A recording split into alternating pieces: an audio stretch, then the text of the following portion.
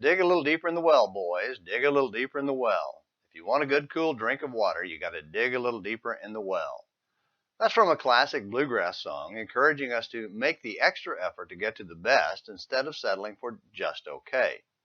Well, before moving on from the Passover, let's dig a little deeper in that well by looking at some additional parallels between it and the offering of Jesus as God's ultimate Passover. We've already looked at the choosing of a lamb, where Israel was told to select a 1-year-old lamb from the flock. On the 10th of this month, they are each one to take a lamb for themselves according to their father's households, a lamb for each household. That's in Exodus 12:3. Later, Paul called Jesus our Passover lamb who was sacrificed in 1 Corinthians 5:7. At the end of the New Testament, John the Apostle had a great vision of a scene in heaven when no one was found worthy to open the book of God's revelation. As he was weeping, one of the elders before the throne of God told him someone had been found who was worthy. John looked and saw Jesus, the Lamb who had been slain, Revelation 5:6. Then the heavenly beings broke out in praise of the Lamb.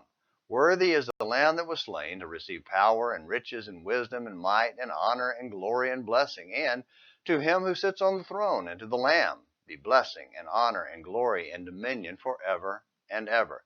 Revelation 5:12-13. The Lamb was worthy because he was without blemish. Hebrews 9:14, 1 Peter 1:19 tell us that, just as was required of that Passover lamb in Exodus 12.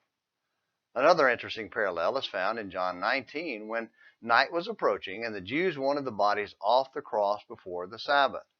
So as the sun was setting, to hasten the death, the legs would be broken so the crucified could not breathe. When they came to Jesus, the soldiers found him already dead, so they pierced his side with a spear instead of breaking his leg.